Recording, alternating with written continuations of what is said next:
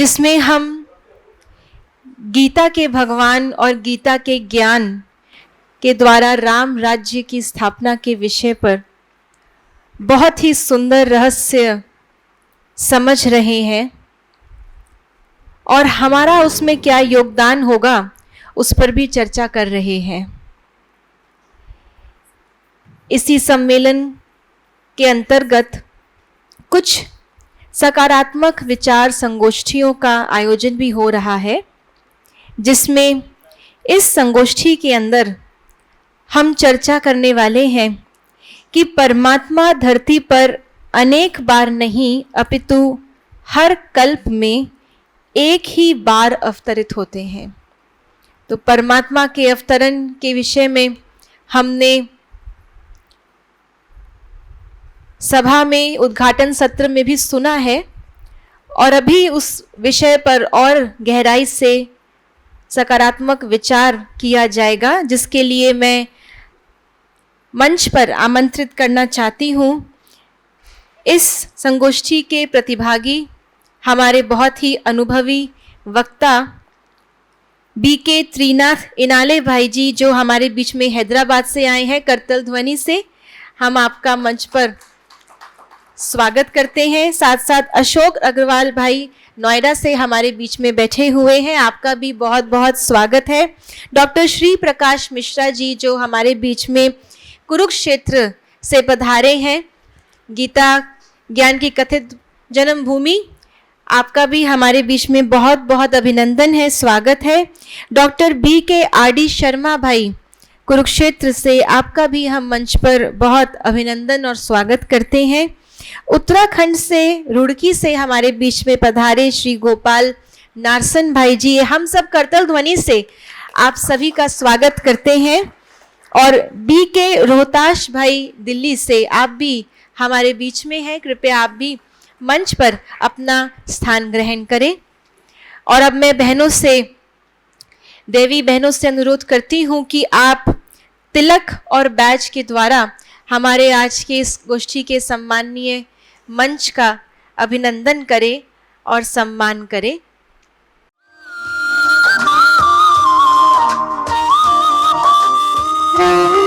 का स्वप्न सजाए कब से अखियन राह निहारे, पुलकित सबके हुए नयन है, हर्षित हर एक मन उपवन है, पुलकित सबके हुए नयन है, हर्षित हर एक मन उपवन है, खुश होकर सारे गाने लगे। बहनों का भी बहुत बहुत धन्यवाद। अब ये मंच सज चुका है और सभी के मन में ये उमंग उत्साह है कि आखिर परमात्मा धरा पर क्यों आते हैं, ये तो स्पष्ट हुआ, लेकिन कब आते हैं। बहुत अलग अलग विचार इस संसार में परमात्मा के अवतरण के विषय पर हैं। भिन्न भिन्न परमात्मा के अवतरण की बातें हम समय प्रति समय सुनते आए हैं, कारण हम समय प्रति समय सुनते आए हैं। लेकिन एक प्रश्न आता है कि अगर इस संसार में इतनी बार भी आने के बाद, परमात्मा इतनी बार आए उसके बाद भी अगर संसार का ये हाल है, तो आखिर परमात्मा अवतरण का जो अभिप्राय है वो क्या। देखा जाता है अगर हमारे घर में कोई चीज़ खराब हो गई, हम उसे ठीक करने के लिए किसी को बुलाएंगे, ठीक नहीं हो पाई फिर बुलाएंगे। अगर बार बार वो व्यक्ति आके चीज़ें ठीक करता ही जाए और बिगड़ती ही जाए, तो हम क्या कहते हैं कि ये काम का नहीं, इसे कुछ आता नहीं। परमात्मा भी बार बार आए, कभी आए और किसी एक आसुरी शक्ति का संहार करके चले जाएं, अगली बार फिर कोई और आसुरी शक्ति आए फिर उसका संहार करें, फिर चले जाएं और बारंबार आते रहें और बारंबार आसुरी शक्तियां भी इस संसार में प्रवेश करती रहें, तो परमात्मा का कार्य तो संपूर्ण होना चाहिए। तो आखिर परमात्मा का कार्य संपूर्ण कब होता है, कब परमात्मा आते हैं? तो इसका विषय है परमात्मा धरती पर अनेक बार नहीं अपितु हर कल्प में एक ही बार अवतरित होते हैं। और इस विषय पर अपने अपने विचार देने के लिए हमारे बीच में बहुत ही गीता के स्कॉलर, गीता के ऊपर समय प्रति समय अलग अलग स्थानों पर व्याख्यान करने हमारे अनुभवी वक्ता मौजूद हैं। सर्वप्रथम हमारे बीच में हैदराबाद से आए बीके त्रिनाथ इनाले भाई का मैं उनसे अनुरोध करती हूँ कि आप इस विषय पर अपने अनुभव से, क्योंकि आप बहुत अलग अलग माध्यम से सेमिनार्स में, गीता के प्रोग्राम्स में, ऑनलाइन यूट्यूब के माध्यम से भी अपने विचारों को समय प्रति समय व्यक्त करते हैं, तो आपसे हम जानना चाहेंगे इस विषय पर आपके विचार। सर्वप्रथम हमारा मीठी दीदी विधात्री दीदी को और साथ ही जो पैनल मेंबर्स है सभी को और भाई और बहनों को मेरा सादर प्रणाम। कल्प में परमात्मा एक ही बार आता है, ये विषय है।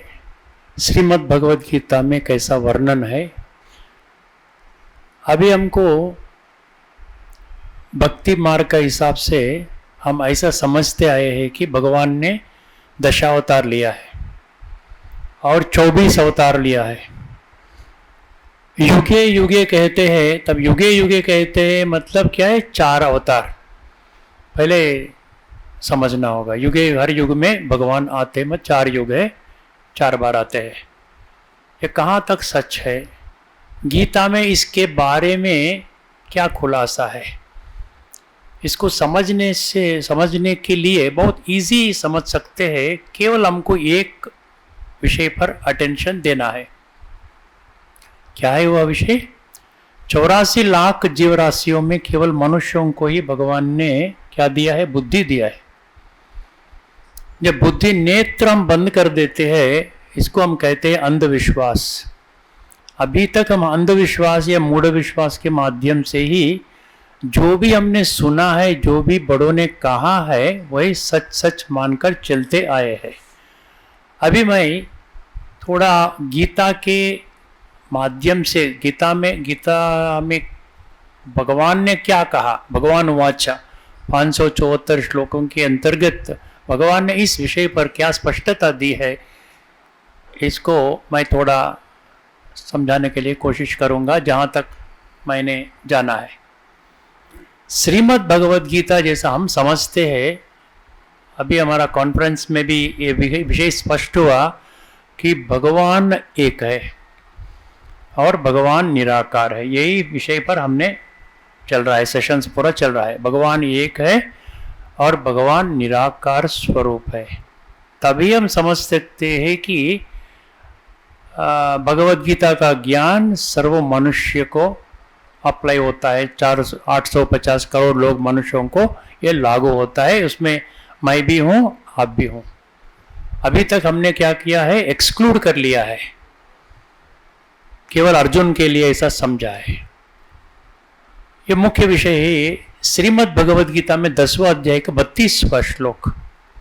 इसमें एक विषय स्पष्ट करता है भगवान ने, जिसका डिस्क्लोजर, जिसका जो क्या बोलते हैं, उसका जो बताया गया है सीक्रेट, दुनिया ने उसको नजरअंदाज किया है। क्या कहा है? अध्यात्म विद्या विद्यानाम कहा है। श्रीमद् भगवद गीता का आध्यात्मिक ज्ञान है, विद्या माने एजुकेशन है। सो ये आध्यात्मिक विद्या है। ये एक विषय को हम जानने से हम इस प्रश्न का उत्तर बहुत आसानी से समझ सकते हैं। आध्यात्मिक विद्या माना क्या है? आत्म विद्या। इसमें 3 प्रकार का विद्या आता है। एक है स्वयं को आत्मा पहचानना है, दूसरा है सर्व मनुष्यात्माओं का पिता एक ही है, परमात्मा पहचानना है। और तीसरा है जो कल्प के बारे में आया है, कल इसको भी सृष्टि चक्र या काल चक्र कहते हैं। इसमें 4 युग रहते हैं, सत्य, त्रेता, द्वापर, कली। ये आत्मा और परमात्मा ये क्या रोल है सृष्टि चक्र में। जैसा आत्मा है शरीर लेकर के सत्य युग से स्टार्ट होता है, फिर कलयुग में एंड होता है, और परमात्मा कलयुग का अंतिम समय आकर के हमको पुनः ज्ञान देता है ताकि हम सत्युग में जा सके। ये विषय है, ये आध्यात्म विद्या, सर्व विद्याओं में आध्यात्म विद्या। अभी तक हमने 24 घंटे 365 डेज 365 दिन हम क्या समझा है, मैं शरीर हूं समझते आए हैं। ये पहले विषय, पहला सत्य क्या होता है, मैं आत्मा हूं, ये शरीर मेरा है। शरीर को गीता ने क्या कहा, प्रकृति कहा। 14वां अध्याय 5वां श्लोक, 4-5 श्लोक में विषय स्पष्ट कर देता मैं। 14वां अध्याय 5वां श्लोक, इसमें क्या कहा, जिसको जो शरीर लेता है, जो शरीर लेता है वो त्रिगुण में आता है, सत्व रजो तमो में आता है, ये कंपलसरी। जो शरीर में आता है वो त्रिगुण में आता है। जिसको शरीर है, भले वो देवता भी होने दीजिए या धर्म संस्थापक भी होने दीजिए, महात्मा, पुण्यात्मा, साधु संत, कोई भी होने दीजिए, जिसका खुद का शरीर है वो त्रिगुण में आता है, सत्व रजो तमो। तो अभी किस हालत में है, अभी सभी तमो प्रधान स्थिति में सारी दुनिया के सारे मनुष्य वैसा स्थिति में पहुंच गए हैं। और परमात्मा ने 14वां अध्याय का 14वां श्लोक, 14वां अध्याय का वही अध्याय का गुणत्रय विभाग योग का 15वां श्लोक, ये 2 श्लोक हमको स्पष्ट होता है किस आधार से हम सतयुग में जाता है, किस आधार से हम त्रेता में जाते हैं, किस आधार से द्वापर, किस आधार से कलयुग। ये फार्मूला दे दिया उन्होंने। शरीर छोड़ने से पहले जिसका संस्कार, अभी जो भी संस्कार होने दीजिए, जो संस्कार सात्विक बनता है वो सत्य त्रेता युग में आता है। यदा सत्वे प्रवृद्धे तो प्रलयम याति देहभृत। प्रलय माना मरना, प्रलय माना शरीर छोड़ना। यदा सत्वे प्रवृद्धे, तो जब सत्तो संस्कार, सत्तो गुणी ऐसा ऊंचा ऊंचा होते होते ही शरीर छोड़ दिया, क्या यदा सत्वे प्रवृद्धे तो प्रलयम याति देहभृत तदोत्तम विदाम लोकान अमलान प्रतिपद्यते। ये उत्तम लोक में जाते हैं, उधर अमलान माना क्या होता है, विषय विकार नहीं होता। मलिन माना विषय विकार, अमलान माना नो विषय विकार। क्लीन प्योर सोसाइटी में आप जाते, उसी को सत्य त्रेतायुग कहते हैं। तो जिसका संस्कार सात्विक होते हैं वो सत्य त्रेतायुग में चले जाते हैं। रजसी प्रलयम गत्वा कर्म संगिषु जायते। सो जिसका संस्कार सेकंड ग्रेड है, रजो है, वो द्वापर युग में जन्म लेता है। तदा प्रलीन तमसी मूढ़ योनिषु जात। तो जिसका संस्कार तमो प्रधान संस्कारों से ऐसा शरीर छोड़ता है, तब उन मूढ़ योनि, ये भक्ति मार्ग में जो ही गीता का जो पुस्तक है उसमें जो टिप्पणी जो दिया है, मूढ़ योनि माना पशु पक्षी ऐसा बोल के दिया, ये नहीं होता है। मूढ़ योनि माना मनुष्य योनियों में ही अधम योनि। जैसा देखते हैं ना, दुनिया में बहुत गरीब लोग है या डिसेबल्ड है, मेंटली रिटार्डेड है, वो है लंगड़ा लून, ये है ना पूरा फिजिकली डिसेबल्ड, ये लोगों को ये मूढ़ योनि है। तो ये फार्मूला बताया 14वां अध्याय का 14वां श्लोक 15वां श्लोक। अब इस आधार से सतयुग में जो जाने वाले संस्कार सात्विक होगा, ठीक है ना। सतयुग में जाने वाला का संस्कार 100% सात्विक होने से ही वो आ जाएगा, सतो प्रधान और सतो अर्थात सात्विक, फिर रजो, फिर तमो। अभी हमको समझना होगा भगवान किस कारण से इस धरती पर आने के लिए उन्होंने वादा किया, ये इंपॉर्टेंट है। भगवान ने कहा 4वां अध्याय का 7 और 8, 4वां अध्याय का 7 और 8, उसमें क्या कहा परमात्मा ने, जब जब धर्म का ग्लानि होती है, अति ग्लानि होती है, तब मैं इस धरती पर आता हूं। किस लिए आता हूं? धर्म स्थापन करने के लिए आता हूं। मैं कोई दूसरा कोई लक्ष्य नहीं है, दूसरा कोई पर्पस नहीं है। जब धर्म पूरा जितना खराब होना उतना खराब हो गया और अधर्म जितना बढ़ना उतना बढ़ गया, ऐसी स्थिति में जितना भी पूजा पाठ किया, आपने यज्ञ याग किया, जप तप किया, तीर्थ यात्रा किया, दान पुण्य किया, सब कुछ किया, अभी जितना दुनिया में चल रहा है भक्ति मार्ग में, जितना करने के बावजूद भी आप पतित ही बनते आ रहे हैं, बिगड़ती आ रहे हैं संस्कार। तब मैं आता हूं धर्म संस्थापनार्थाय संभवामि, ये विषय है। अभी हमको जानना होगा, हमने ये अभी 3-4 श्लोकों के आधार से हमने क्या पहचाना है? जिसका संस्कार सात्विक है, सत्व प्रधान है, हाईएस्ट है, वो सतयुग में आएगा।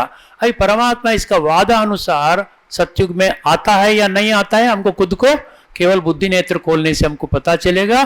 परमात्मा को सतयुग में आने का दरकार नहीं है, क्योंकि सतयुग में धर्म हाईएस्ट लेवल पे ऑलरेडी है। तो धर्म है, धर्म स्थापन करने का जरूरत नहीं है। धर्म स्थापन कब करेगा? बिगड़ने के बाद करेगा ना। तो बिगड़ने का स्थिति नहीं है सत्ययुग में, त्रेता युग में। तो इसीलिए सत्य त्रेता युग में परमात्मा आने का जरूरत नहीं है, आएगा भी नहीं है। ऐसा ही द्वापर युग में भी नहीं है, क्योंकि रजो स्थिति है। धर्म का पूरा अति ग्लानि की स्थिति नहीं हुआ। कब हुआ? केवल कलयुग का अंतिम समय, जो अब का समय है वही समय हुआ है। तो इसीलिए परमात्मा कहता है मैं कलयुग का अंतिम समय पर, कृतयुग का आरंभ समय पर, इसका बीच का संगम समय, जो संधि समय, आत्मा परमात्मा का मिलन का समय, आत्माओं का रिपेयरिंग करने का समय, उस समय पर मैं आकर के मैं रिपेयर करके मैं जाता हूं। एक विषय बोल करके मैं समाप्त करता हूं। भले हम समझेंगे भगवान ने चारों युग में आता है, भले समझो सतयुग में भी आया है। सतयुग में जब आया, किस लिए आया? परमात्मा का वादा क्या है? धर्म संस्थापनार्थाय। जब धर्म स्थापना करने के हेतु मैं सतयुग में आया हूं, तब यह समझना होगा कि सतयुग के बाद जो युग आता है वो युग का क्वालिटी सतयुग से बढ़कर होना चाहिए, क्योंकि भगवान का वादा तो झूठ नहीं हो सकता है। मैं धर्म स्थापन करने के लिए आया हूं सतयुग में, मतलब क्या है? सतयुग में जितना धर्म का ग्रेड है उससे हायर ग्रेड में आना चाहिए। लेकिन क्या आया है? सतयुग के बाद त्रेता युग आया है। तो इससे क्या होता है? परमात्मा धर्म स्थापना नहीं किया सतयुग में। सतयुग में आने के बाद, हे परमात्मा आप आकर आने के बाद फिर त्रेता युग आया है, उससे कम दर्जा वाला युग आया है। तो परमात्मा का ये तो अपमान हुआ ना, ये तो गौरव की बात नहीं है। इसी प्रिंसिपल को आप, भले परमात्मा त्रेता में आया है, फिर उसके बाद द्वापर नहीं आ सकता है, वैसा ये द्वापर में आया जैसा समझते हैं, द्वापर में गीता सुनाई ऐसा, फिर द्वापर में आने के बाद परमात्मा का वादा अनुसार सतयुग आना चाहिए। द्वापर के बाद कम से कम त्रेता आना चाहिए, तो वो नहीं आया, कलयुग आया, फिर अभी घोर कलयुग बन गया है। तो परमात्मा जो कहा है, भगवत गीता माना 574 श्लोक भगवान वाचा, इसका आधार से ये एक साइंस है, ये साइंस है। साइंस के आधार से हमको ये पता चलता कि परमात्मा सत्य त्रेता द्वापर कलि चारों युग में नहीं आएगा, केवल कलयुग का अंतिम समय में ही उनका आना होगा। कल्प में एक ही बार होता है। थैंक यू दीदी। ओम शांति। बहुत बहुत धन्यवाद श्रीनाथ भाई का। आपने गीता के आधार पे स्पष्ट किया कि कैसे आत्मा हर युग में अलग अलग गुण धारण किए होती है और परमात्मा का कार्य है उत्थान, तमोगुण से सतोगुण की ओर हमें ले जाना। तो ज़रूर परमात्मा जब तमोगुण में है हम, उस समय आएगा ताकि सतोगुण में हमें ले जाए। सतोगुण में आकर के हमें रजो में ले जाने के लिए परमात्मा कदापि नहीं आ सकते। बहुत बहुत धन्यवाद, हमें ये बात स्पष्ट हुई। और ही इस विषय पर अपने विचार, क्योंकि भगवत गीता तो ज्ञान सागर की दी हुई है, इसलिए उसमें तो कई ऐसी अन्य भी बातें हैं जिनको हम और जानना चाहेंगे। हमारे बीच में नोएडा से आदरणीय भ्राता अशोक अग्रवाल जी हैं। अब मैं आपसे अनुरोध करती हूँ कि आप भी इस विषय पर अपने विचार व्यक्त करें। ओम शांति। ईश्वर सत्य है, सत्य ही शिव है, शिव ही सुंदर है। जागो उठ कर देखो, जीवन ज्योत उजागर है। परमात्मा एक है और सारी उसकी सृष्टि रचना है, वो उसको उसका जो रूप है वो है ज्योतिपुंज। अभी आज का हमारा सब्जेक्ट है कि भगवान कब अवतरित होते हैं। मेरा कहना यह कि जब भी धर्म अपने मिनिमम लेवल पे होता है और धर्म क्लाइमैक्स पे होता है तब तक भगवान अवतरित होते हैं। सतयुग में भी थे, फिर द्वापर में 3 गुण हैं, सतोगुण, रजोगुण, तमोगुण। भाई साहब ने भी बोला अभी सतोगुण। सतयुग में सतोगुण मैक्सिमम होता है, फिर द्वापर में कम होता जाता है, रजोगुण आ जाता है, तमोगुण कम होता है, फिर त्रेता में और कम हो जाता है, और कलयुग में जब अधर्म क्लाइमैक्स पे होता है और देवताओं पर अत्याचार होने लगते हैं और राक्षस ज़्यादा हो जाते हैं। जैसे रामायण में भी हमने कई बार देखा है। अभी आप ये साधु लोग अपना यज्ञ हवन कर रहे होते हैं तो बीच में राक्षस आकर के उनको विघ्न बाधा डालते हैं, तो उनका नाश करने के लिए भी राम जी आए।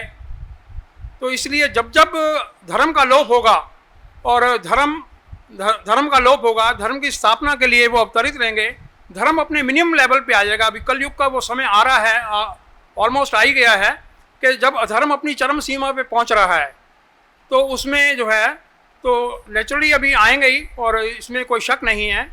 और बस थैंक यू वेरी मच। बहुत ही संक्षिप्त में आपने अपने विचार रखे, बहुत बहुत अभिनंदन है। अभी जो हमें विचार दिया गया कि हर युग में धर्म की ग्लानि होती है और इसी प्रकार हर युग में परमात्मा को आना पड़ता है। मैं आने वाले हमारे वक्ताओं से अनुरोध करती हूँ कि आप अपने विचार इस पर अवश्य रखें। क्या परमात्मा द्वारा स्थापित किए हुए धर्म की आयु इतनी ही है, और क्या वाकई में परमात्मा को बार बार आकर के वही कर्म करना पड़ेगा, या परमात्मा कल्प में एक ही बार अवतरित होते हैं? इस विषय पर अब मैं आदरणीय डॉक्टर श्री प्रकाश मिश्रा जी से अनुरोध करती हूँ। आप कुरुक्षेत्र से हमारे बीच में आए हैं और आप जिस भूमि से आए हैं हमें आपके विचार सुनने की बहुत उत्सुकता है। तो आदरणीय डॉक्टर श्री प्रकाश मिश्रा जी, अब अपने विचार इस विषय पर आप प्रस्तुत करें। आज ORC के इस आध्यात्मिक परिसर में अखिल भारतीय भगवत गीता महासम्मेलन के द्वितीय दिवस में आज इस सत्र में उपस्थित मंचासीन अतिथिगण और उपस्थित गणमान्यजन, आज का विषय बड़ा महत्वपूर्ण है कि जब भगवान कल्प में एक बार आते हैं या जब जब अनेक बार आते हैं। वास्तव में कल से जो चर्चाएं चल रही है, जो विषय रखा गया कि गीता के भगवान से राम राज्य की स्थापना, वास्तव में बड़ा महत्वपूर्ण विषय है। और उसी विषय के तहत आज का ये जो पैनल सेशन है उसका ये विषय रखा गया है।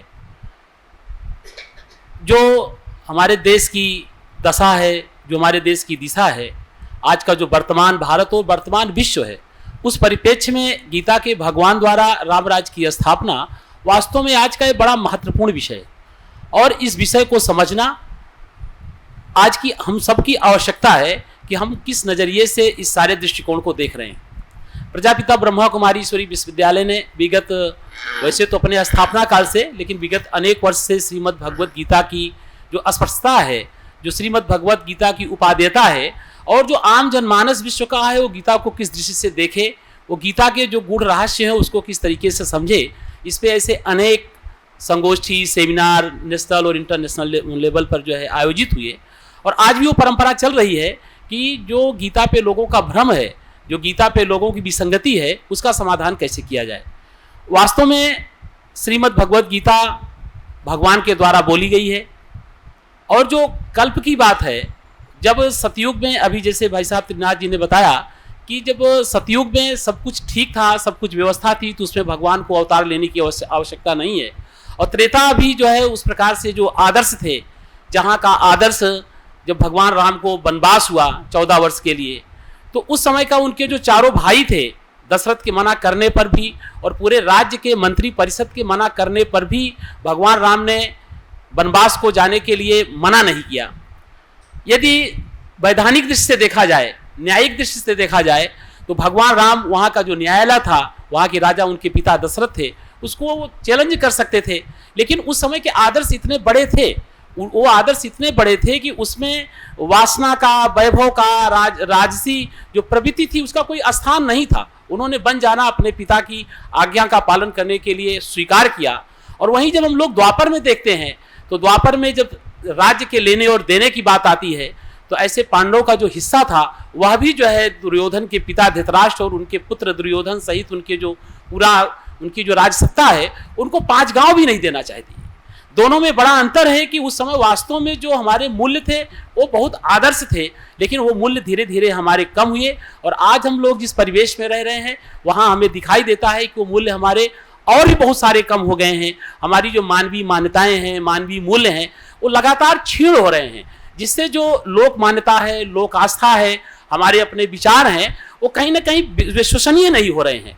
तो ऐसे समय में जो भगवान का अवतरण है, वो ना सतयुग में ना त्रेता में, लगता है कि जिस कलयुग में हम लोग जी रहे हैं, इसी कल्प में भगवान का अवतार होता है। और भगवान जो है अपने सिस्टम के अपने द्वारा अपने कुछ लोगों को निमित्त बना करके वो पुनः जो है उसको हम स्वर्णिम युग कहेंगे, उसको हम राम राज्य कहेंगे कि राम राज्य की स्थापना करते हैं, धर्म की स्थापना होती है, मानवीय जीवन मूल्यों की स्थापना होती है। और आज हमें कहीं ना कहीं परिलक्षित होता है कि आखिर जिसकी चर्चा कल से चल रही है, और केवल इस कैंपस में ही नहीं, पूरे विश्व में एक ऐसे राम राज्य की चर्चा बहुत पहले की चर्चा है कि राम राज्य की स्थापना कैसे हो। तो वास्तव में राम राज्य की स्थापना त्याग से होगी, राम राज्य की स्थापना आदर्श से होगी। और उसकी जो अंतिम इकाई है, वो राज्य का जो उस देश का नागरिक है, जिसमें हम सारे लोग आते हैं, हम सारे लोग इस देश के 1/135 करोड़ हैं। हम अपने पूरे देश की जो हमारी आबादी है, उसमें अकेले अकेले हम सबका दायित्व है। वो दायित्व है कि हम अपने उस राष्ट्र के प्रति, अपने धर्म के प्रति, अपने जो हमारी संस्कृति है, जो हमारे संस्कार हैं, उनके प्रति हमारा उत्तरदायित्व क्या है, उनके प्रति हमारा दायित्व क्या है। और यदि उसका हम निर्वाह करते हैं, तो निश्चित रूप से उस स्वर्णिम युग की शुरुआत, उस राम राज्य की शुरुआत होगी। प्रजापिता ब्रह्मा कुमारी ईश्वरीय विश्वविद्यालय विगत लगभग 86 और 87 साल से वो इसी मूल्यों की स्थापना कर रहा है। और आज ऐसा लगता है कि वो जो मूल्य की, जिन मूल्यों के लिए मूल्य की स्थापना की तैयारी की गई थी, आज वो विस्तार से दिखाई देता है। वो आज जो है जगह जगह और बहुत भारी मात्रा में दिखाई देता है। तो वास्तव में जो हमारे बीके भाई बहन है, उस राम राज्य की जो संकल्पना है, उसकी जो अवधारणा है, उसके वो महत्वपूर्ण प्रतिनिधि हैं और महत्वपूर्ण कारक हैं, जो लोगों को एक आधारभूत जीवन शैली को बता सकते हैं कि यदि पहले सतयुग रहा होगा तो कैसा रहा होगा, कैसे हमारे जीवन मूल्य रहे होंगे, कैसे हमारे पारस्परिक संबंध रहे होंगे, और कैसे वो बिगड़ते गए और पुनः वो स्वर्णिम युग आएगा, वो राम राज्य आएगा, तो हमारे मूल्य कैसे होंगे। यदि वास्तव में हम सारे लोग आपाधापी का जीवन जी रहे हैं, हम लोग एक दूसरे से कुछ छीनने की कोशिश कर रहे हैं, हमारे मन में स्थिरता नहीं है, हमारे मन में संतुलन नहीं है, और हमारे मन में वही लोभ, ईर्ष्या, अहंकार पैदा है, तो राम राज्य नहीं आ सकता। क्योंकि जो राम राज्य आएगा वो नागरिक के द्वारा आएगा। जब तक नागरिक के अंदर वो मूल्य नहीं होंगे, जब तक नागरिक के अंदर वो आदर्श नहीं होंगे, तब तक वो राम राज्य की स्थापना नहीं हो सकती है। तो ब्रह्मा कुमारी के द्वारा जो आदर्श नागरिक निर्माण का जो कार्य किया जा रहा है, जो आदर्श मनुष्य का निर्माण किया जा रहा है, जिसके द्वारा जो है एक ऐसे युग की शुरुआत होगी जिसमें सब में समानता होगी, कोई किसी के अधिकार का हनन नहीं करेगा, उसी दिशा का है प्रयास है। तो मैं आदरणीय त्रिनाथ भाई जी के उस बात से सहमत हूँ कि उस समय की जो आइडियोलॉजी थी, जो आदर्श थे, वो बड़े उच्च आदर्श थे। अब वो आदर्श गिरते गिरते बहुत ज़्यादा गिर गए, जो हमें हर सड़क, मोहल्ले, समाचार पत्र, हर जगह वो परिलक्षित होता है। तो एक काल है भगवान के आने का और पुनः जो है धर्म की स्थापना करने का। मैं अपनी बात को यही विराम देता हूँ। ओम शांति। बहुत बहुत धन्यवाद डॉक्टर श्री प्रकाश मिश्रा जी। आपने स्पष्ट किया जो बात पहले भी इस मंच से कही गई कि परमात्मा का आना होता है हमारे अंदर मूल्यों की स्थापना करने, और एक दो के अंदर नहीं। एक दो के अंदर मूल्यों की स्थापना होने से राम राज्य नहीं आएगा। जब तक कि पूरी प्रजा में राम राज्य नहीं आएगा तब तक विश्व में राम राज्य नहीं आएगा। और ये कार्य सिर्फ और सिर्फ परमात्मा ही कर सकते हैं, और तभी कर सकते हैं जिस समय पे मूल्य स्थापित ना हो। तो ये वो समय दिखाई दे रहा है जिसमें हर एक के अंदर मूल्यों का हनन है। हर कोई दूसरे से कुछ छीनना चाहता है अपनी प्राप्ति करने के लिए। तो अवश्य ऐसा हम सबको महसूस होता है कि यही वो समय होना चाहिए। और इस विषय पे अपने विचार साझा करने के लिए कुरुक्षेत्र से ही हमारे बीच में डॉक्टर BK शर्मा जी भी पधारे हैं। आपका भी हम बहुत बहुत स्वागत अभिनंदन करते हैं। और आपके द्वारा भी हम जानना चाहेंगे गीता के आधार पर कैसे परमात्मा के इस कथन की पुष्टि हो कि मैं तब आता हूँ जब धर्म की ग्लानि होती है और अधर्म वृद्धि को होता है, और वो समय कब होगा। ओम शांति। परमपिता परमात्मा की प्रिय संतान, प्यारे भाइयों एवं बहनों, मुझे बड़ी ये क्वेश्चन बहुत सिंपल सा लगा कि गीता में साफ साफ तो भगवान ने कहा है यदा यदा ही धर्मस्य ग्लानिर्भवति भारत अभ्युत्थानम अधर्मस्य तदात्मानं सृजाम्यहम् परित्राणाय च साधूनां विनाशाय च दुष्कृतां धर्म संस्थापनार्थाय संभवामि युगे युगे। अब कंफ्यूजन इस बात पे है, ये बात क्लियर ये करनी है कि हर युग में आते हैं या कल्प में एक बार आते हैं, यही प्रश्न है बहन जी। एक तो स्पष्ट सी बात है कि उसकी यादगार यदि महाभारत मानने, कहते हैं 5000 साल पहले महाभारत हुआ। अब 5000 साल पहले या 5100 साल पहले मानते हैं, उसका एक ही भक्ति के आधार पे बता रहा हूँ जो मान्यता है, एक ही स्थान मुकर्रर है उसका कुरुक्षेत्र में हुआ, ये भी ठीक है। दूसरा, गीता ज्ञान उसी समय पे दिया, उसके बीच में तो कोई यादगार है नहीं, कोई गीता ग्रंथ दूसरा नहीं या कोई और ग्रंथ धर्म ग्रंथ ऐसा नहीं जो भगवान ने आके सुनाया हो। धर्म ग्रंथ भी एक ही है, श्रीमद् भगवद गीता, स्थान भी एक ही माना गया है कुरुक्षेत्र, और 5100 साल ये लोग मानते हैं। और ब्रह्मा कुमारी में 5000 साल हम मानते हैं, तो लगभग आसपास की ही बात है। अब गीता में साफ कहा कि मैं ब्रह्मा के द्वारा प्रजाओं को रचता हूँ। अब ब्रह्मा कितने हुए 5000 साल में, ये भी देख लो। तो ये बड़ा सिंपल सी बात है कि भगवान कल्प में एक ही बार आते हैं जब जब अति धर्म ग्लानि का समय होता है। अब त्रिनाथ भाई जी बता रहे थे कि मैं सिंपल वे से बताता हूँ कि सतोगुण बढ़ते जो मरे उत्तम गति को पाएं, रजोगुण बढ़ते जो मरे कर्म संगी बन जाएं, तमोगुण बढ़ते जो मरे घोर नरक में जाएं, तीनों गुणों को छोड़ के करे जो ते का त्याग। उसके बारे में गीता में कहा उत्तम पदवी पाके, मतलब वो उसको मुक्ति भी माना गया, जीवन मुक्ति माना गया। उसमें सतोगुण आत्मा संस्कार साथ लेके जाती है। अब जैसे संस्कारों से जो शरीर जिसका छूटेगा वैसी उसकी गति होगी। और कहते हैं पंडित जी गति कराते हैं, वहाँ हमारे कुरुक्षेत्र में ये भी है, तीर्थ स्थान है ना, कहते हैं यहाँ गति कराई जाती है। गति तो ये है, यदि आत्मा सतोगुण के आधार पे शरीर छोड़ती है, जब उसकी मृत्यु होती है और सतोगुण प्रधान उसमें है तो सतयुग में आएगी, रजोगुण है तो वो बीच में आएगी, और तमोगुण है तो लास्ट में आएगी। पर परमात्मा का वचन साफ साफ है कि जब जब अति धर्म ग्लानि का समय होता है तब मैं आता हूँ। न तो सतयुग में अति धर्म ग्लानि का समय होता, न त्रेता में होता। अति धर्म ग्लानि तो कलयुग के अंत में ही होगा। ये तो साधारण सी बात दिखती है वैसे। अच्छा, दूसरा इसमें उलझन कैसे हुई है कि एक तो कल्प की आयु बहुत लंबी बता दी हमने, युगों की आयु बहुत लंबी बता दी, ऊपर से ये भी कह रहे 5000 साल पहले हुआ। 2500 साल में विश्व में कितने धर्म आ गए। और मान लो इसी को हम 5000 साल से इसको हम वैसे देखें कि 2500 साल में इतने धर्म आए। सनातन धर्म 5000 साल पहले लगभग मानते हैं, उसकी यादगारें सारी हमारे पास हैं, जिसको हम हिंदू कहते हैं। हिंदू कोई धर्म नहीं बेसिकली। सनातन धर्म जिसके नाम के आगे लगाते हैं, हमारे देवियों की पूजा करते हैं, नाम के आगे लगाते हैं कमला देवी, बिमला देवी, निर्मला देवी, नाम के आगे है। देवता जैसा आदमी है बोलते हैं, और देवी देवताओं की पूजन भी हम करते हैं। हम सनातन धर्म के लोगों की बात है। तो उसके बाद जब देवी देवता वाम मार्ग में जाते हैं, तभी दूसरा धर्म गिरावट आने से हमारे में दूसरा धर्म की आत्मा, उसका इनकारनेशन होता है, उसका अवतरण होता है। पर वो गीता का भगवान कोई अवतरण नहीं लेता बीच में और दूसरे धर्म की आत्माएं, महात्माएं, धर्म पिताएं आते हैं धर्म को थमाने के लिए। पर परम पिता कल्प में एक ही बार आके गीता ज्ञान देते हैं। उसका एक ही यादगार शास्त्र है, एक ही स्थान मुकर्रर है। तो इसमें तो उलझने की बात है ही नहीं कोई ज़्यादा। भी कितनी बार आया होता तो उसकी यादगार भी होती, गीता ग्रंथ भी कहीं होते। फिर चलो कृष्ण को मान लो, कृष्ण ने सुनाया या जिसने भी सुनाया, तो उसके ग्रंथ भी कहीं होने चाहिए, स्थान भी कहीं हमारे भक्ति में पता होने चाहिए हमें कहाँ है।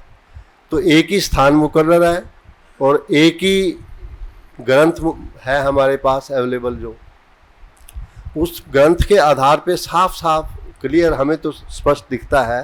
दूसरे, मैं अपने अनुभव के आधार पे ये कह रहा हूँ, मैंने इस बात पे काफ़ी खोज की है। मैं यूनिवर्सिटी में जाके एंशिएंट हिस्ट्री वालों से मिला, संस्कृत के स्कॉलर से मिला, बहुत लोगों से मिला। किसी पे कोई इस बात का कोई जवाब नहीं था, कल्प की आयु क्लियर नहीं थी, कुछ किसी के पास नहीं है विद्वानों पे। ब्रह्मा कुमारी में आके हमें हर बात की क्लैरिटी मिलती है, हम हर बात को जोड़ के देखते हैं, सत्यता मिलती है, एब्सोल्यूट ट्रूथ जिसे कहते हैं ना, वो यहाँ हमें मिला है। तो हम तो इसी को मान के कि गीता ज्ञान भगवान दे रहे हैं और उससे परिवर्तन भी हो रहा है। जिस गीता को पढ़ के हम इतने टाइम से, मैं गीता स्कूल में पढ़ा, गीता बचपन से पढ़ते थे, घर में भी गीता पढ़ते थे, ब्राह्मण परिवार से था, पर जीवन में चेंज तो नहीं आ रहा था। तो इस गीता ज्ञान से जो भगवान आके सुना रहे हैं, उससे जीवन में परिवर्तन भी आया है, समझ भी आया है, धर्म के बारे भी समझ आया, अध्यात्म के बारे भी समझ आया, दूसरे धर्मों के बारे भी समझ आया। तो क्योंकि यहाँ सत्यता है, इसलिए हमें तो ये समझ आया कि गीता का भगवान कल्प में एक ही बार आते हैं। वो बार बार क्यों आएंगे, एक ही बार इतना काम कर जाते हैं। उस 2 युग बहुत बढ़िया कारोबार चलता है। उसके बाद जब वाम मार्ग में जाने के बाद उसमें गिरावट आती है, फिर कई लोग आते हैं, कई धर्म पिताएँ आते हैं। अब तो सारे इकट्ठे भी आ जाए तब भी सुधार होने वाला नहीं, इसलिए वही आके इसको सुधार सकता है। ओम शांति। धन्यवाद डॉक्टर आर.डी. शर्मा भाई, आपने बहुत महत्वपूर्ण बात की और हमारा ध्यान खिंचवाया कि एक तो हम कहते हैं 5000 वर्ष पहले परमात्मा आए थे, गीता ज्ञान दिया था। युग बताते हैं द्वापर, लेकिन हर युग की आयु ही इतनी लंबी कर दी तो 5000 साल कैसे हुए, ये प्रश्न भी उठता है। फिर आपने बताया कि अगर एक बार परमात्मा आए तो एक गीता और एक स्थान हुआ, तो कई बार आए तो इतनी और ग्रंथ होने चाहिए थे, और इतने स्थान और इतनी यादगारें होनी चाहिए थी, वो तो नहीं है। तो आए तो क्या किया परमात्मा ने? तो जाहिर सी बात है, एक बार आने का जो गायन है तो परमात्मा एक बार ही आए होंगे, बहुत स्पष्ट गीता में कहा गया है। और भी इस विषय पर अपनी चर्चा आगे बढ़ाते हैं और भी विचार जानने के लिए अब उत्तराखंड से हमारे बीच में आए हुए, देव नगरी से हमारे बीच में आए हुए, रुड़की से पधारे श्री गोपाल नारसन जी से मैं अनुरोध करती हूँ कि आप भी अपने विचार व्यक्त करें। ओम शांति। सबसे पहले तो बहन जी आपका बहुत बहुत धन्यवाद, और हमारे मंचासीन सभी विद्वान और सभी मेरे भाई और बहनों, आप लोगों ने बड़ी कृपा की कि आप आराम के समय में हमें सुनने के लिए यहाँ आए। बहुत ये सेशन हमेशा थोड़ा सा रहता है कि आराम का समय है और आप लोगों को यहाँ आए, तो आपका बहुत धन्यवाद। हमारे त्रिनाथ भाई साहब ने जो श्रीमद् भागवत गीता का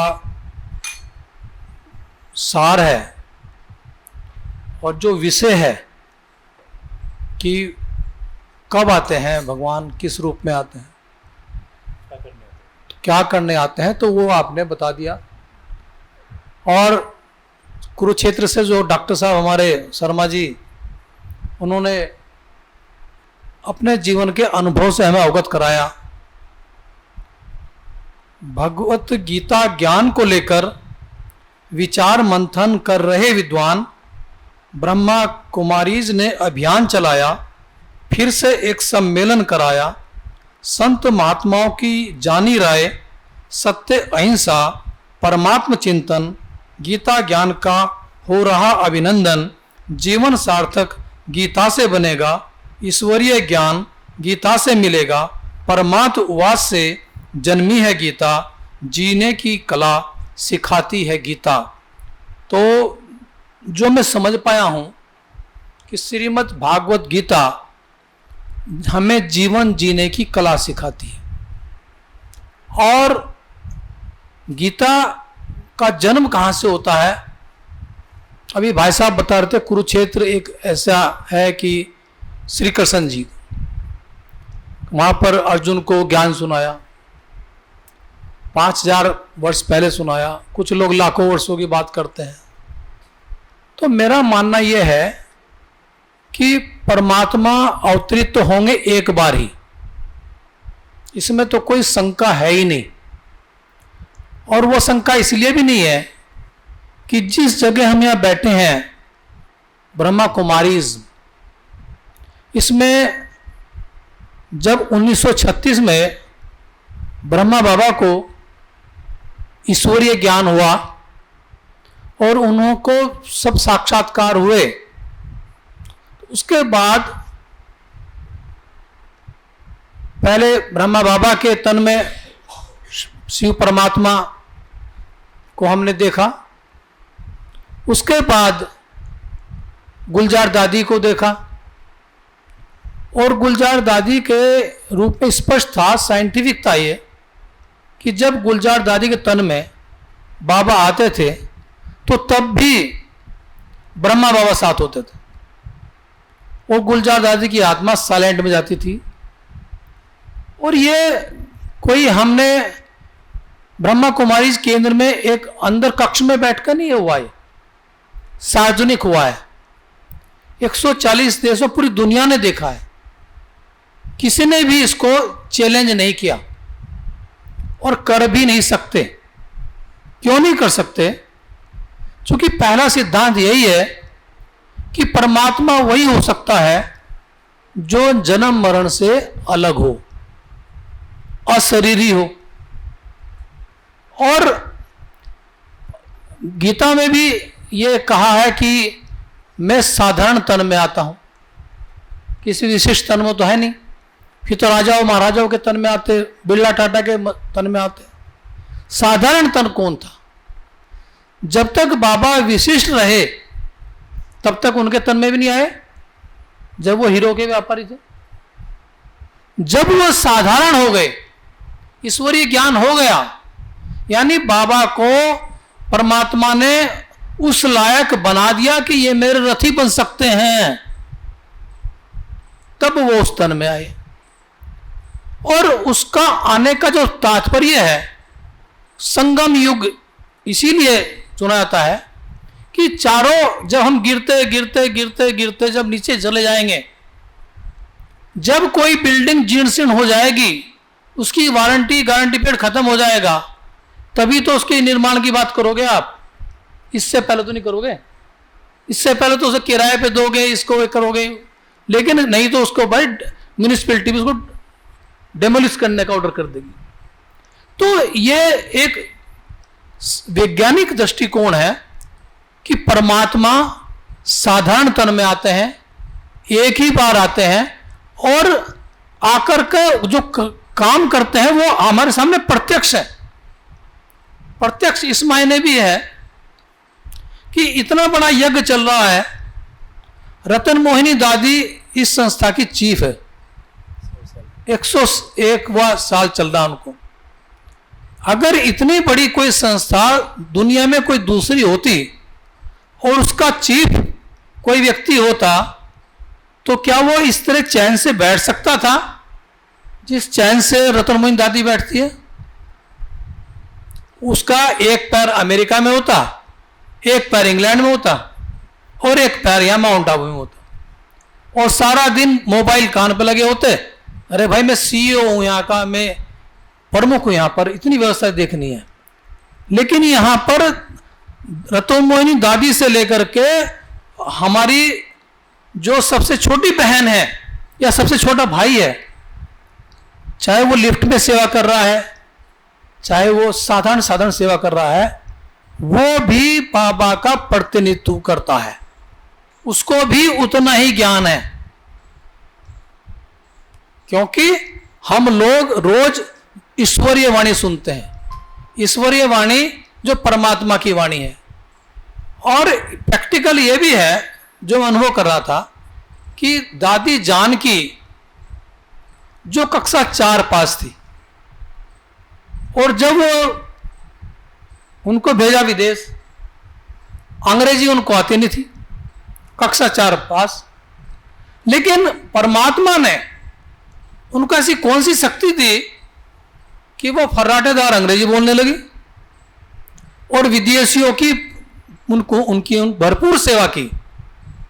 कोई भी व्यक्ति, क्या ये प्रज्यूम करोगे कि जो कक्षा 4-5 हो, कोई भी कंपनी रखने की उसको विदेश तो भेजेगी ही नहीं कि भाई इनको जो अंग्रेजी तो दूर की बात है, कक्षा 4-5। लेकिन परमात्मा का जो यज्ञ था उसमें परमात्मा अपने रथी को या अपने सहयोगी को या अपने बच्चे को उस लायक जरूर बनाते हैं, और उसके लिए परमात्मा के गुण उस बच्चे के अंदर उतने होने चाहिए। जैसे बाबा मुरली में कहता ना कि परमात्मा समान, मेरे समान बनो, और मेरे समान जब बनोगे तब मेरी ताकत आपके अंदर आएगी और आप अच्छे वारिस होगे, असली वारिस होगे। अभी सुबह भी चर्चा हो रही थी इसकी, तो वारिस होने की मेरे साथ मेरा भी एक अनुभव है भाई साहब शर्मा जी। मेरा अनुभव यह है कि मैंने संस्कृत केवल कक्षा 8 तक पढ़ी है, और मेरे युगल ने वो MA संस्कृत BTC है। जब 2-3 सम्मेलन पहले मैं यहीं आया ORC में, तो ब्रजमोहन भाई साहब ने मुझे कहा, जब मैं चलने लगा यहाँ से, कि आपको श्रीमद् भागवत गीता के ऊपर लिखना है, एक पुस्तक लिखिए। तो देहरादून से हमारे सुशील भाई जी मुझे कहने लगे, हाँ आप लिखो इसको। भाई साहब बोल रहे, मैंने कहा जी लिखूँ तो सही, लेकिन मेरे पर संस्कृत आती ही नहीं। जिसने संस्कृत पढ़ी ही नहीं, जिसने श्रीमद् भागवत गीता देखी ही नहीं अभी तक, वो क्या लिखेगा पुस्तक? मेरे पर बाकी कुछ भी लिखवा लो, मेरे बाकी किताबें मेरी बहुत हैं, लेकिन श्रीमद् भागवत गीता के ऊपर लिखना आसान नहीं है। तो मैं उनको कहा जी मैं नहीं कर पाऊंगा। सुशील भाई बोले नहीं, मना नहीं करते, ये भाई साहब कह रहे, कुछ सोच के बोल रहे। खैर मैंने कहा जी ठीक है लिख दूंगा, लेकिन सच बात यह है कि मैं उस तरह से तैयार था ही नहीं। जब मैं घर गया तो मैंने हमारे पूजा घर में श्रीमद् भागवत गीता रखी। मैंने कभी नहीं पढ़ी, ईमानदार, मैंने उससे पहले कभी पढ़ा ही नहीं। तो पहली बार मैंने उस पुस्तक को देखा, फिर लाइब्रेरी गया, और जब मैंने देखा कि इसके गूढ़ में गया तो कि साहब इसमें 700 श्लोक हैं, और जो मूल श्रीमद् भागवत गीता है उसमें 400 श्लोक, ये बाद में 300 श्लोक जोड़े उसमें। और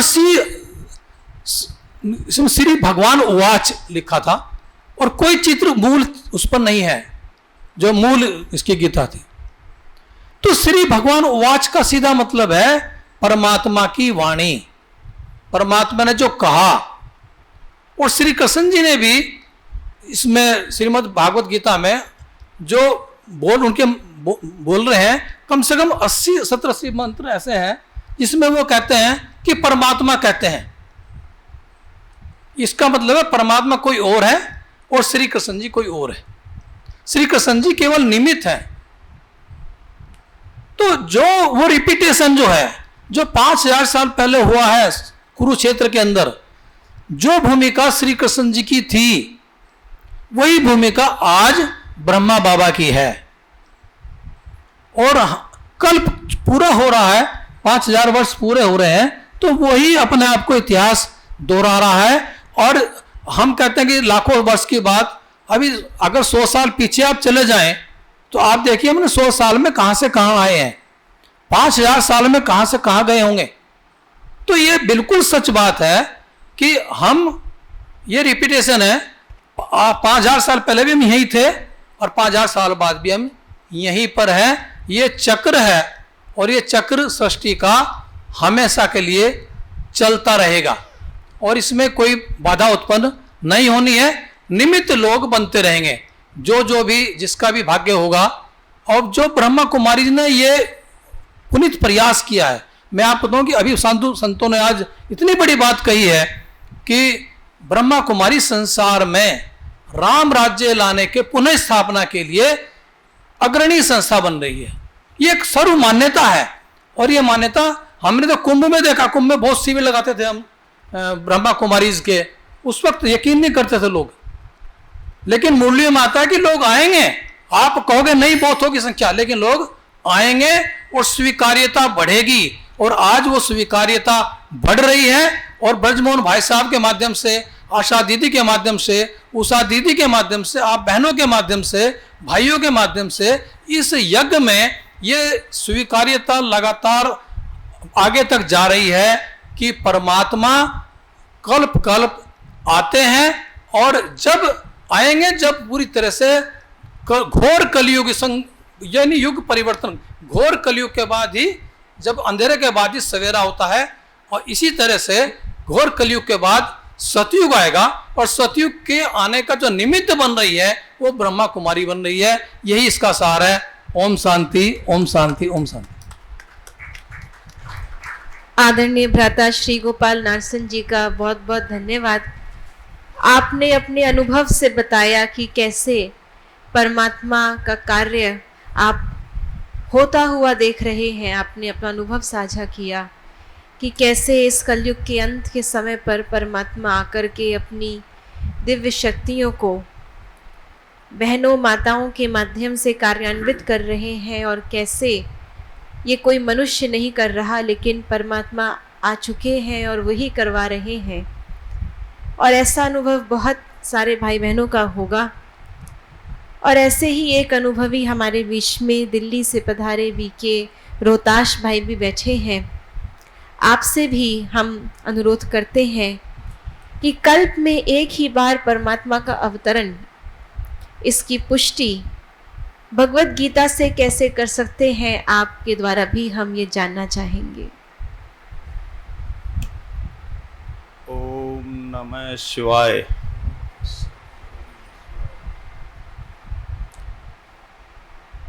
बीके वेदात्री बहन जी, मंचासीन महानुभाव,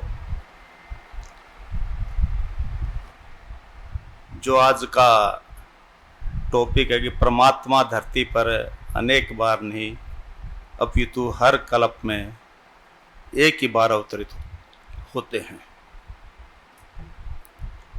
किसी भी चीज को सिद्ध करने के लिए, उसका सार निकालने के लिए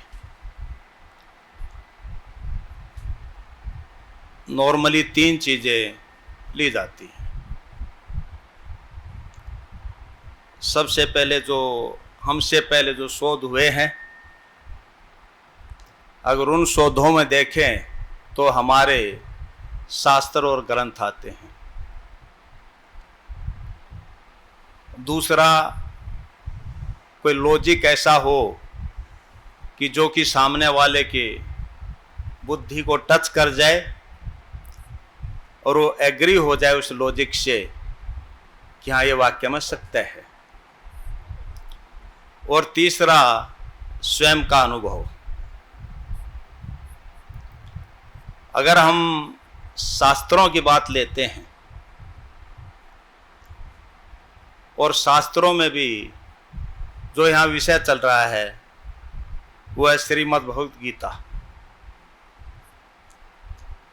तो जो कहा है कि कल्प में एक बार आते हैं, लेकिन गीता के अंदर श्लोक है कि यदा यदा ही धर्मस्य ग्लानिर्भवति भारत अभ्युत्थानम धर्मस्य तदात्मानं सृजाम्यहम् परित्राणाय साधूनां विनाशाय च दुष्कृताम् संभवामि युगे युगे। अगर हम युग की बात करें तो 4 युग हमारे शास्त्रों के अनुसार हैं। सतयुग, त्रेता, द्वापर और कलयुग। और जो हमारे शास्त्रों में जो दिखाया है वो द्वापर के अंदर दिखाया कि श्री कृष्ण भगवान के रूप में आकर के उन्होंने गीता का ज्ञान दिया, अवतरण हुआ। और त्रेता के अंदर श्री राम को दिखाया है, लेकिन राम को भी 14 कला दिखाया है और श्री कृष्ण को 16 कला संपूर्ण दिखाया है। अगर अवतार का वो लें तो श्री कृष्ण को विष्णु का अवतार दिखाया है। और हमारे शास्त्रों में ही लिखा गया है कि ब्रह्मा देवताय नमः, विष्णु देवताय नमः, शंकर देवताय नमः, और जहाँ शिव शब्द आता है वहाँ परमात्मा नमः। तो विष्णु का अवतार अगर श्री कृष्ण है और विष्णु देवता है तो वो तो परमात्मा का अवतरण नहीं हुआ। ये सिद्ध करता है, हमारे शास्त्र ही उस बात को कट करते हैं। और गीता के अंदर, गीता के 3रे अध्याय का 10वां श्लोक है कि प्रजापति ने कल्प के आदि में यज्ञ रचा और उस यज्ञ से जो अन्न बचा उससे देवताओं की वृद्धि होती है और देवताओं को ही उत्तम कहा गया है। और अगर त्रेता में देखें तो त्रेता के अंदर भी धर्म की गलानी हुई, सीता का अपहरण हुआ, लेकिन वो एक ईर्षा द्वेष से हुआ और उस ईर्षा द्वेष के कारण ही रावण सीता को लेके गए। लेकिन उसमें भी श्री राम ने युद्ध से पहले शिव की पूजा की। तो त्रेता के अंदर भी परमात्मा का अवतरण नहीं हुआ। द्वापर के अंदर भी स्वयं गीता के अंदर श्री कृष्ण कहते हैं कि मेरे भी बहुत जन्म हुए हैं, आपके भी बहुत जन्म हुए हैं। अर्जुन को कहते हैं भवनी में व्यतीतानि जन्मानि तो अर्जुन तन्ने वेद सर्वाणी न तुम वेद परंतप है।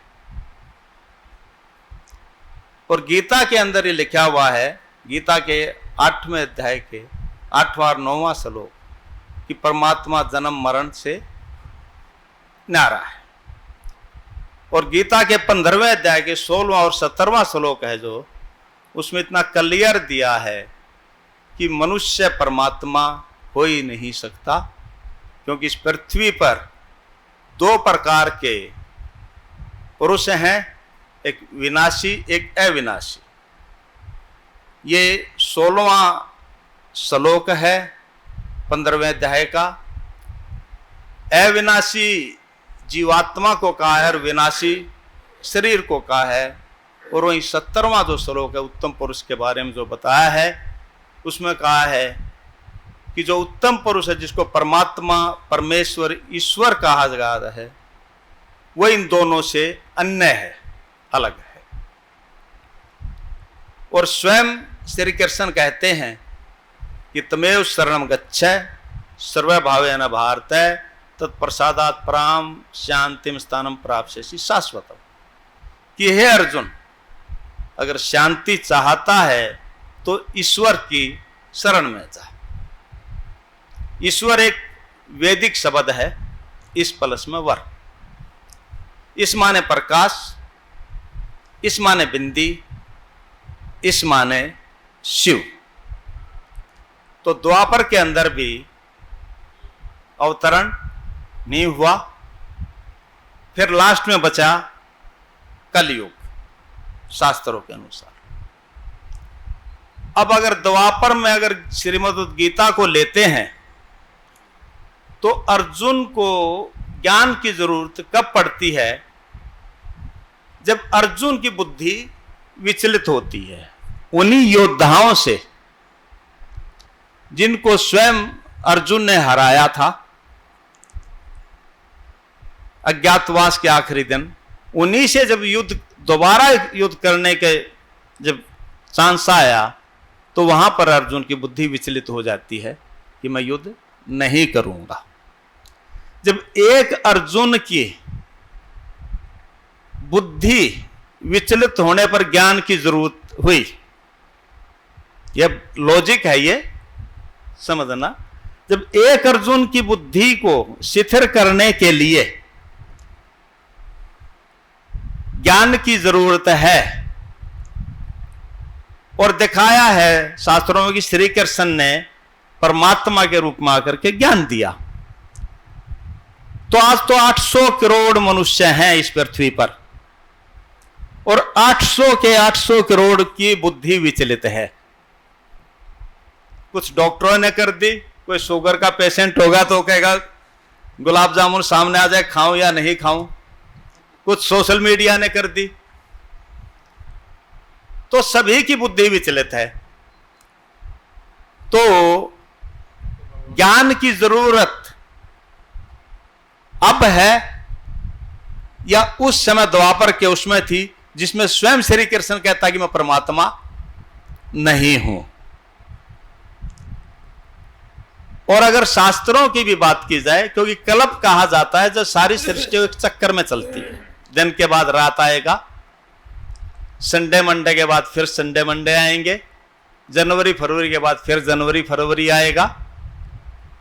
और जो कल्प होता है कि आत्माएं ऊपर से आनी स्टार्ट होती हैं और जब फिर वे ऊपर जाती हैं, जिसका कि हमारे शास्त्रों में गायन है कि शिव की निकली बारात लंगड़े लूले सभी साथ। तो जो मेरा अनुभव है और गीता के अनुसार भी जो परमात्मा का जो अवतरण होता है वो कल्प में एक ही बार होता है। ये लॉजिक भी सिद्ध करता है, अनुभव भी सिद्ध करता है और हमारे शास्त्र भी सिद्ध करते हैं। इसी के साथ मैं अपनी वाणी को विराम देता हूं। ओम शांति। बहुत बहुत धन्यवाद भ्राता रोहतास जी, आपने बहुत स्पष्ट करके वर्तमान परिप्रेक्ष्य में परमात्मा के अवतरण का यही सही समय है और यही कल्प में वो समय है जब परमात्मा अवतरित होते हैं। आपने अपने विचार साझा किए। समय हमारे पास है, इसलिए हमारे बीच में हमारे अनुभवी वक्ता बैठे हैं। उनकी अनुमति से मैं भी अपने विचार व्यक्त करना चाहूँगी। संचालक को अनुमति की आवश्यकता नहीं होती। नहीं, जब ऐसे अनुभवी वक्ता हमारे बीच में बैठे हैं, गीता के विदुर बैठे हैं, आदरणीय राजऋषि बसवराज भाई जी हुबली से, जिनको हमने अभी उद्घाटन सत्र में अध्यक्षता करते हुए सुना, आप सब बैठे हैं, तो अवश्य आपकी अनुमति से, जैसा कि विषय है परमात्मा धरती पर अनेक बार नहीं अपितु हर कल्प में एक ही बार अवतरित होते हैं। यहाँ अवतरित शब्द पर थोड़ा सा सबसे पहले मैं ध्यान केंद्रित करवाना चाहूँगी। जहाँ हम अवतरण की बात करते हैं तो फिर जितने भी हम बातें और कर रहे हैं, जिनको भी हम अवतरण और मान रहे हैं, उनके लिए हमने अवतरण शब्द यूज नहीं किया, अभी तक शास्त्रों में जन्म शब्द यूज किया है।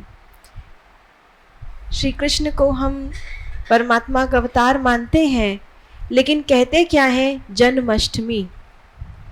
कृष्ण जन्म भूमि, अवतरण भूमि नहीं कहते, अवतरण अष्टमी नहीं कहते। श्री राम जन्म भूमि, अवतरण भूमि नहीं कहते। अर्थात जितने भी अनेक हम परमात्मा के अवतार मान रहे हैं, वास्तव में वो अवतार कहे ही नहीं गए हैं, वो कहे ही गए हैं देव आत्माओं के जन्म। तो अवतार तो अनेक हुए ही नहीं, जन्म तो देव आत्माओं के अनेक होंगे ही, क्योंकि देव आत्माएं ही अनेक हैं। हमने देव आत्माओं को परमात्मा मान लिया है, इसलिए हम अनेक देव आत्माओं के जन्मों को परमात्मा का अवतरण मान बैठे हैं। तो सबसे पहले तो अवतरण हमेशा एक ही होता है।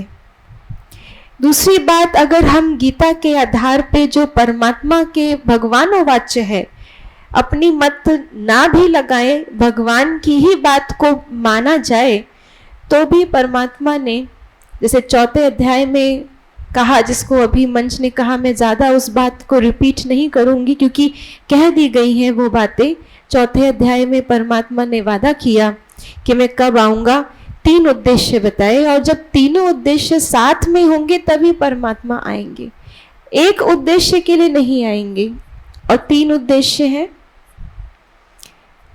कि अधर्मियों का विनाश, साधु पुरुषों का उद्धार और धर्म की पुनर्स्थापना। विचार कीजिए कि ये तीनों बातें एक साथ ना हो, एक ही बात हो, तो उसका क्या परिणाम हो।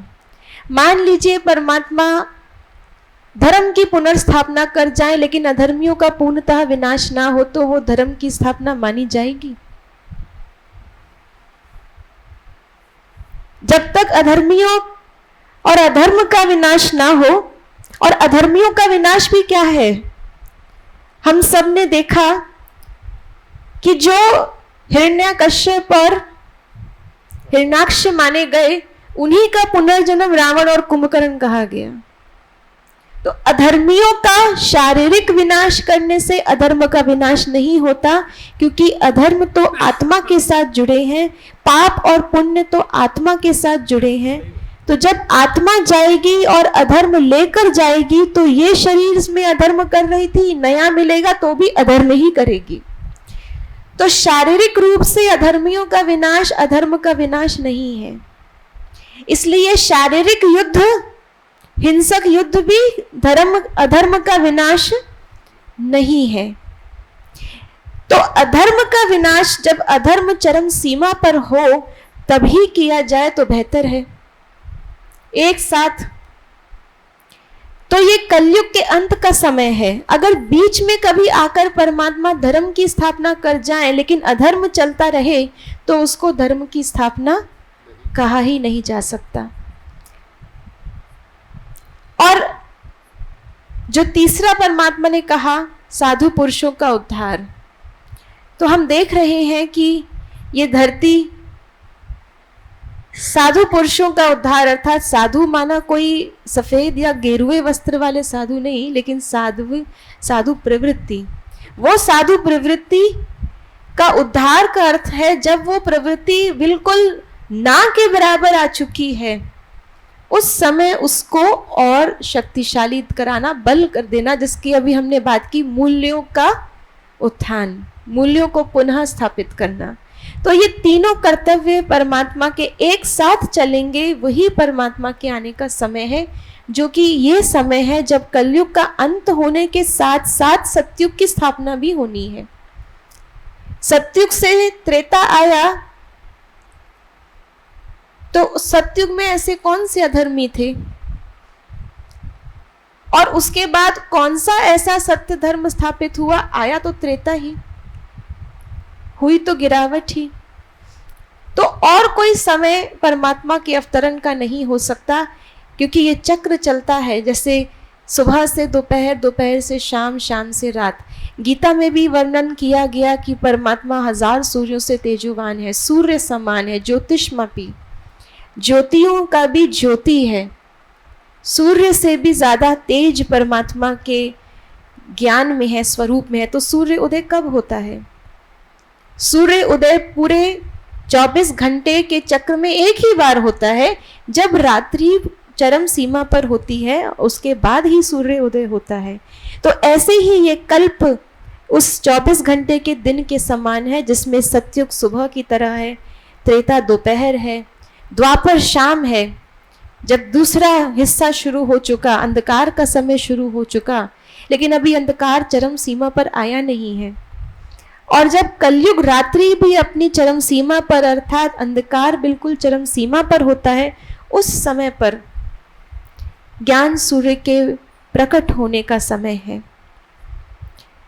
फिर गीता के अंदर परमात्मा ने 8वें और 9वें अध्याय के अंदर बताया कि कैसे जब परमात्मा आते हैं तो सभी आत्माओं को व्यक्त से अव्यक्त में अपने साथ लेकर जाते हैं, और उसके बाद वो आत्माएं अव्यक्त से व्यक्त में धीरे धीरे करके अपने गुणों अनुसार आती हैं। तो परमात्मा के आने का अर्थ है सभी आत्माओं का उनके साथ वापस जाना, और ये हम सभी जानते हैं और कभी नहीं होता, क्योंकि धीरे धीरे करके और युगों के बाद तो जनसंख्या और सृष्टि वृद्धि को ही पाती रही है। तो जब आत्माओं के आने का समय है तब परमात्मा के आने का समय नहीं, जब आत्माओं के जाने का समय है वो समय परमात्मा के आने का है। और सभी आत्माओं के अव्यक्त से, यानी कि इस संसार से अव्यक्त में जाने का समय एक ही होता है, कलयुग का अंत, जब सारी आत्माएं इस साकार सृष्टि पर है। और इसीलिए परमात्मा को बीज रूप कहा गया है। बीज वृक्ष में कब होता है? या तो वृक्ष की आदि में होता है बीज, क्योंकि एक बार वृक्ष बढ़ना शुरू हो जाता है फिर तो बीज छुप जाता है, धरती के अंदर चला जाता है, गुप्त हो जाता है। उसके बाद जो दिखाई देता है वो है टाल, टालियां, तना, पत्ते, फूल, फल आदि, बीज नहीं दिखता। तो बीज या तो वृक्ष के आदि में होता है, और या फिर जब वो वृक्ष पूरा का पूरा फलीभूत हो जाता है तो फिर फल के बाद आता है बीज, जो कि उस वृक्ष का अंत और अगले वृक्ष की आदि है। तो बीज हमेशा आदि और अंत के संगम पर आता है। तो परमात्मा की उपमा भी गीता में बीज रूप द्वारा कही गई, जिसमें परमात्मा ने बताया कि ये उल्टे कल्प वृक्ष का मैं बीज रूप हूं, और ये कल्प वृक्ष उल्टा है और मैं बीज सबसे ऊपर हूं। तो परमात्मा बीज रूप भी इस कल्प में तभी आएंगे जब या तो अगले कल्प की आदि हो, अगले वृक्ष की आदि हो, या इस कल्प का, इस वृक्ष का अंत हो। और क्योंकि ये समय एक चक्र के रूप में चलता है तो चक्र में आदि और अंत दोनों मिल जाते हैं, इसको कहते हैं संगम युग, जो है सतयुग और कलयुग का संगम। तो परमात्मा उसी संगम पर आते हैं जिसमें कि कलयुग के अंत में कल्प का अंत हो रहा होता है और अगले युग की, अगले कल्प की, सतयुग की आदि हो रही होती है। तो अवतरण भी निराकार का ही कहा जाता है, एक का ही कहा जाता है, और वो अवतरण एक ही बार होता है, जो कि गीता में एक नहीं अनेक बार परमात्मा ने स्पष्ट किया है। तो परमात्मा को हम जब समझेंगे कि वो निराकार है, साकारी नहीं, तब परमात्मा का अवतरण और फिर परमात्मा के आने का समय भी स्पष्ट होता है। तो आदरणीय राजऋषि वसवराज भाई जी, जिन्होंने इतना भव्य गीता के ऊपर कार्य किया है, जो पूरे देश का शायद सबसे बड़ा, पूरे विश्व का सबसे बड़ा गीता म्यूजियम बनाया है, और आपकी अध्यक्षता के अंदर पूरा उद्घाटन सत्र इतना सुचारू रूप से चला।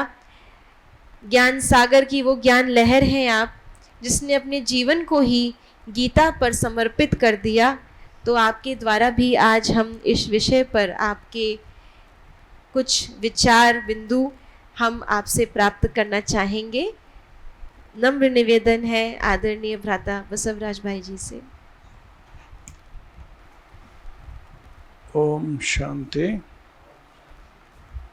मेरा विचार यही है, जो भगवान को ढूंढने वाला, परमात्मा को ढूंढने वाला ब्रह्म कुमारी ईश्वरी विश्वविद्यालय में शांति से, तो जो ब्रह्म कुमारी जी जो सिखा रहा है ये ज्ञान को, तो लाइफ में लाने के लिए प्रयत्न करें। क्वेश्चन तो हमेशा होता है, क्वेश्चन को फुल स्टॉप करके थोड़ा एटलीस्ट वो सुन के धारण करने के लिए प्रयत्न करें। मैं ऐसे किया हूँ, इसलिए मेरा जीवन उद्धार हो गया। भाई साहब, इस विषय पर भी जो हम आज चर्चा कर रहे हैं कि परमात्मा धरती पर अनेक बार नहीं परंतु कल्प में एक ही बार अवतरित होते हैं, हम आपकी उपस्थिति से लाभान्वित होना चाहेंगे और इस विषय पर भी आपके विचार जानना चाहेंगे। मेरा अनुभव ये बोला है, जो भी दशावतार है वो तो ब्रह्मा विष्णु शंकर तीनों त्रिमूर्ति जो है उसमें विष्णु की अवतार है। विष्णु तो देवता है, तो देवता वालों के अवतार को हमें भारत में दशावतार में स्वीकार किया है, पर तो परमात्मा के बारे में कोई सोचा ही नहीं है। वो नया चीज़ ब्रह्म कुमारी ईश्वरी से मिल रहा है, इसलिए मैं इसको स्टडी करके स्टूडेंट बना हूँ। वही है। बहुत बहुत धन्यवाद। तो जैसे कि इसके विषय में ही आया परमात्मा, तो परमात्मा को जानेंगे, वो कोई देव आत्मा नहीं लेकिन देव आत्माओं के भी रचयिता हैं। तो उनका अवतरण, देवताओं के तो कई हमने सुने हैं, लेकिन जहाँ परमात्मा की आती है बात, परमात्मा एक है तो उनका अवतरण भी एक ही होगा और एक बार ही होगा। और वो समय की निशानियाँ बोलने की बात नहीं, अब हम सम्मुख अपने प्रत्यक्ष देख रहे हैं। तो इसी के साथ आज की इस सकारात्मक विचार संगोष्ठी को हम सफलतापूर्ण यहीं पर संपन्न करते हैं। आशा करते हैं कि आपको इस बात की गहराई का अनुभव हुआ होगा और आप भी इस ईश्वरीय विश्वविद्यालय में जो और भी स्पष्टता से इस विषय के ऊपर प्रतिदिन अनुभव कराया जाता है, उसको आप भी अपने जीवन में अनुभव करने के लिए थोड़ा समय अवश्य निकालेंगे। अभी यहाँ से प्रस्थान करने से पूर्व आइए 2 मिनट के लिए उस परमात्मा की स्मृति में हम सभी बैठें। परमात्मा का अवतरण हमारे लिए ही हुआ है, हम सबके उद्धार के लिए ही हुआ है। तो इस पूरे कल्प में इस अपॉर्चुनिटी का, इस अवसर का पूरा लाभ हम आत्माएं ले सकें, उसके लिए ये राज्यों की अनुभूति करते हैं। अपने आप को अपने सत्य शांत स्वरूप में स्थित करके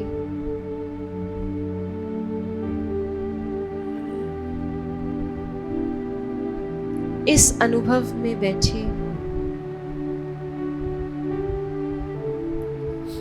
कि इस सृष्टि रंगमंच पर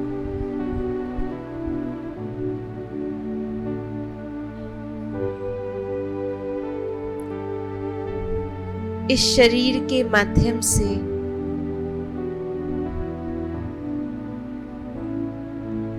अपना किरदार निभाने वाली मैं परमात्मा संतान निराकार की संतान निराकार आत्मा हूं।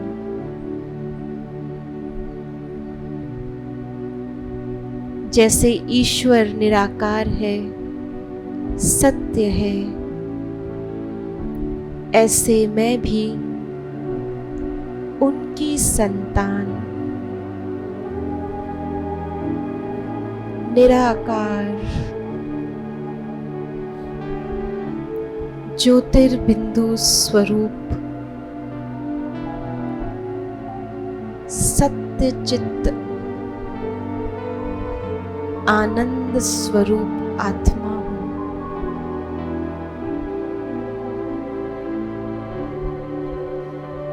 इस साकार शरीर की मालिक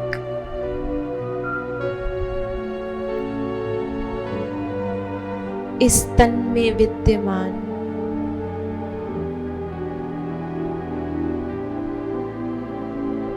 मस्तक के बीचों बीच विराजमान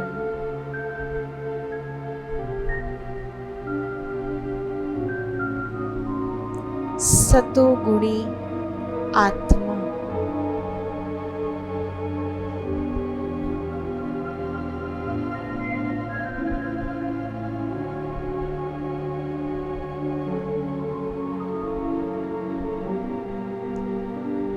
वर्तमान समय परमात्मा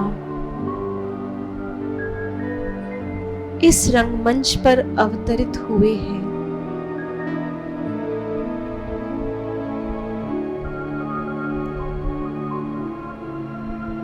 एक मानवीय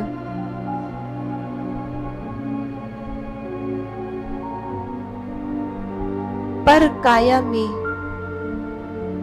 प्रवेश करके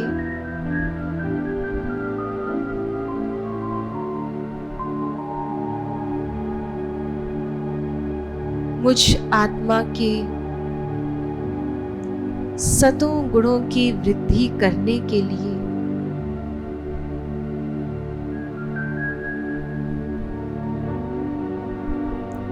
अपने सम्मुख अवतरित हुए उस निराकार परमात्मा को अनुभव करें। वो ज्ञान के सागर, शांति के सागर है, सर्वशक्तिमान,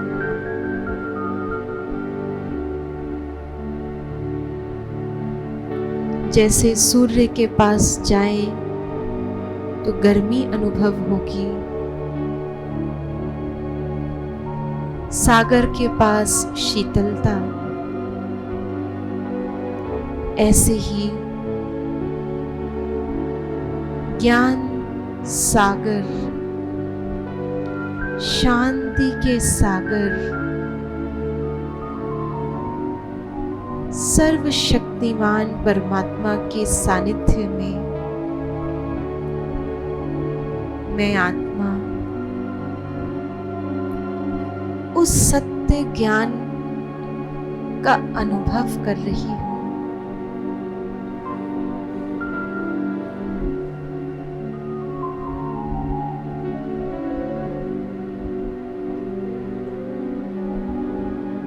परम शांति,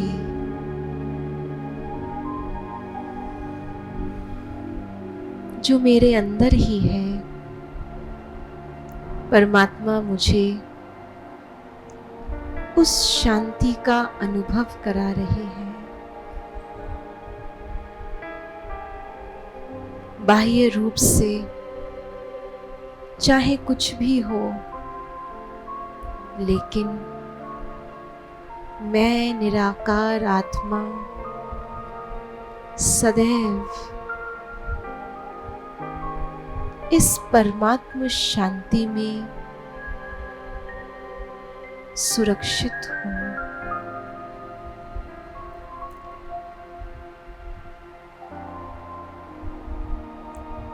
उस सर्वशक्तिमान की सर्व शक्तियां मुझ परमात्म संतान को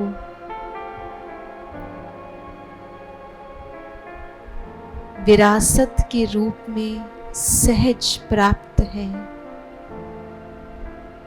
मैं आत्मा भी शक्तिशाली बनती जा रही हूं। इस संसार में हर परिस्थिति को पार करने की शक्ति, हर मानसिक युद्ध में विजय होने का मार्गदर्शन और शक्ति परमात्मा के द्वारा मुझे प्राप्त हो रही है।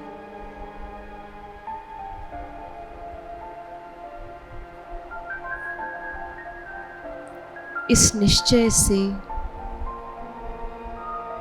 मुझ आत्मा की विजय निश्चित है।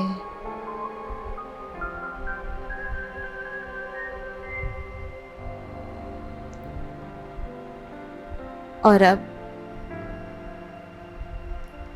इन सभी परमात्मा द्वारा दिए गए खजानों, वरदानों को कार्य में लगाने के लिए मैं आत्मा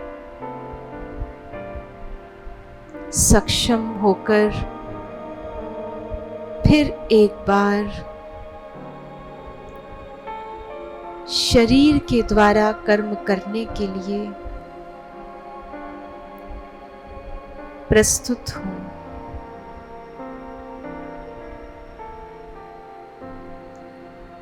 ओम शांति शांति शांति।